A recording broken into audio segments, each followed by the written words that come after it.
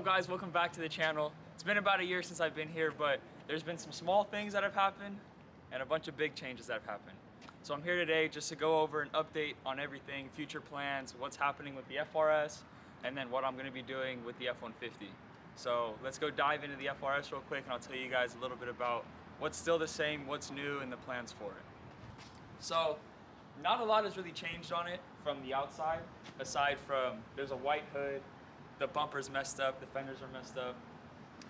There's been a couple accidents in this car. I think maybe 2 crashes so far. That's just from drifting and stuff. I have done some things in the interior to make it a little bit more race car-y, you know what I mean?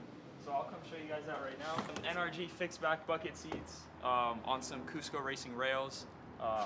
So both seats are the same. We do have some status harnesses. These are pretty sweet. One of my favorite colors is pink. So throughout this build in the future, you'll see a lot of pink and purple colors added into the car. The shifter is actually a RIP V3 shifter. It's pretty sweet. I like it a lot. Very short throw. It's good for daily driving around. I do sometimes get stuck in drift when I want to go from third to second or second back to third because the throw is so short, but I do like the long shifter. Other than that, I just have an NRG quick release wheel. This is actually a Jeff Jones special wheel. This is his signature, 818. Got this also at Formula Drift for a pretty good deal. Actually, I didn't even get it for a deal. I won it from a giveaway. So that's why I'm running it. Other than that, we have the nice fire extinguisher mounted up to the harness bar back here. I'm not too sure what brand harness bar this was. I got it off a buddy on Marketplace, which is now one of my close friends that drifts. So yeah, that's pretty much all set for the interior. I still am running a stock handbrake, but I did tighten the cable from the rear brakes and inside, so it locks up like a hydro and it is perfect. Going to the outside, I used to have white wheels, which that may have been in another video. Unfortunately, those white wheels were stolen from me, so yeah, really loved those, but those were the size of those wheels were 18s. I'm on 17s now because the motor is bone stock. So these are Avid One wheels. This is my 3rd or 4th set of Avid wheels. I really like them. They're really cheap, so I don't have to worry about breaking them, which I did already. But yeah, so these are 17 by 8.5, 35 offset, and I'm running 25 mil spacers in the front and then 10 mil spacers in the back. So suspension wise, I have the BC Racing coilovers. The whole entire car underneath is on PBM. It's full PBM parts catalog, so we have the diff raiser, subframe raiser, all the arms in the back, full angle kit in the front, and she rips. And I'll show some clips right here of stuff that I've been doing up in the mountains.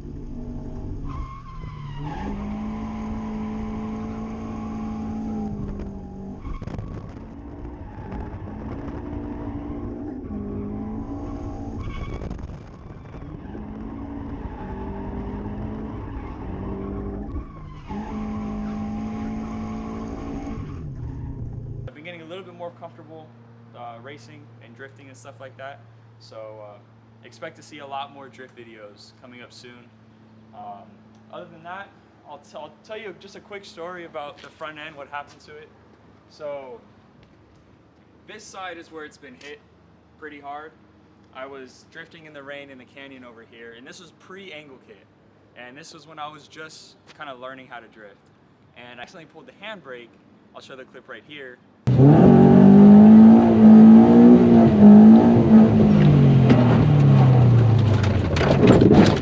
Okay. And it shot me sideways in the rain, straight into a tree. So my buddy down the street from me, big ups to him, he helped me re-weld the cross member back together.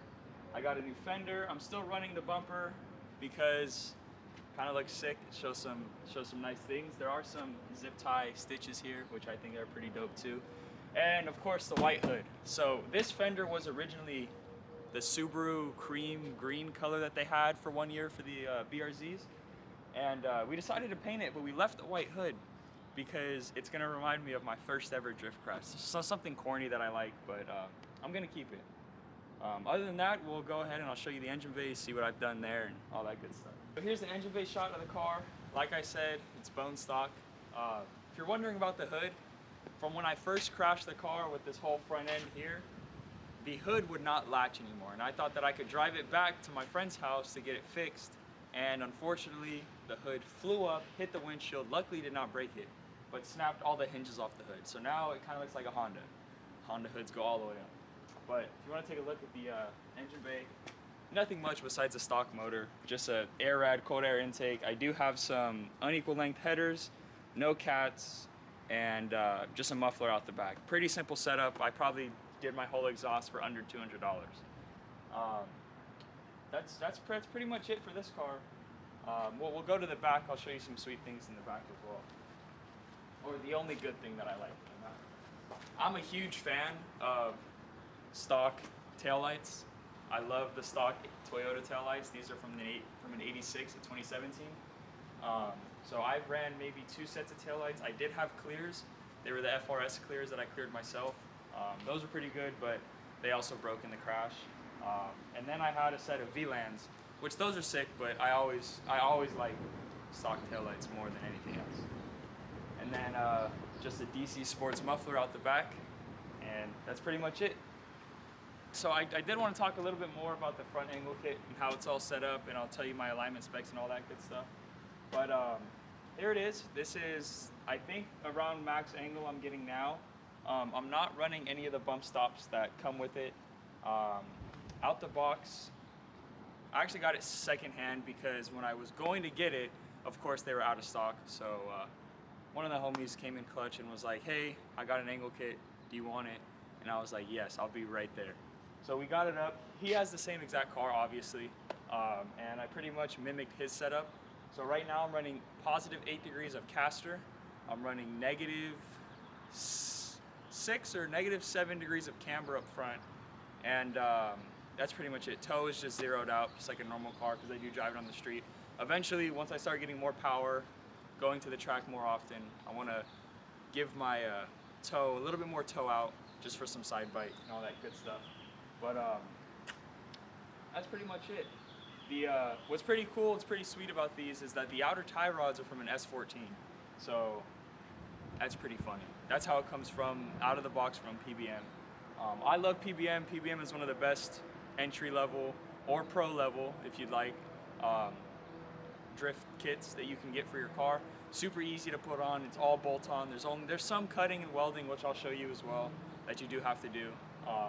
So it's a bit hard to see everything that's under. I'll put a couple of pictures on the screen here of what it looks like and all that good stuff.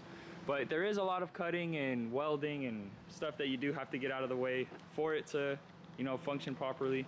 That's also why I'm on the 17-inch wheels. The 18-inch wheels would hit a lot and cause a lot of grinding and all that good stuff. Especially on the brake hose line, there's a bracket that sticks out maybe about like this much. I don't know how much this is, but about this much. And on the 18s, it would just grind the inside barrel of the wheel. There is ways to go around that. Obviously, you up the offset. You can trim it down, which I did a little bit, but it does get sketchy, so I would not recommend doing that. Just before, or if you do get this angle kit, make sure you get the right wheels. So these wheels are not the right wheels for this angle kit. That's why I'm running such big spacers. I would love to still keep a 17 for stock power, where I'm at right now. I would like to run maybe like a 20 or high or closer to 0 offset for the front. So it is going to be a bit bulldogged, but which means I would have to get fenders and all that good stuff. All that's going to come later. Yeah, so that's it for this car. This car is now going to be my project / drift car, and we're going to go over to the F-150. I picked up this truck. I've always liked this year truck. This is an 07 F-150 4x4. It's pretty sweet. It's a big old truck. Don't really need it because I live in the city, but you always want to get the biggest truck you can get. So you want to feel like top dog on the street. So there's really not much to it. It's just your average F-150. I did get it with the big tires. I'm pretty sure it has a leveling kit. These are BFGs, KO2s, Baja Champs on some, I want to say these are method wheels. I'm not too sure, but they are 17s. Eventually, this thing is going to be pretty much a daily driver and a tow rig for the FRS when I start going up to the track. But later down the line, I would like to do something cool with this truck. I would like to, Raptor front end swap it or do a conversion kit on it, something like that, long travel suspension. I want to get into off-roading, but we gotta get the FRS at the track, get some sponsors, get my name out there, because I do want to end up doing competition runs and actually competing in this car.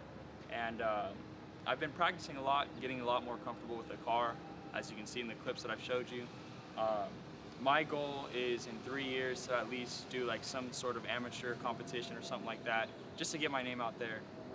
FD would be so sick to do. I would love to do FD for maybe like a year or two, but grassroots is where I've always liked it. I would love to go to final bout. So if you know anybody that is at final bout that needs people to come over, I will gladly make the trip out there with this car. So that's pretty much all it for the updates. I will be start making more videos, maybe, hopefully, one new video a week. I will be showing clips of this thing getting sideways up in the mountains for a video, so I'll do that. Track days are coming up really soon, so I'll be making videos for that as well. If you guys have anything in the comments you'd like to ask or add or want to see a video of, please let me know and I'll make them. But other than that, thank you guys for watching, and I'm back on YouTube.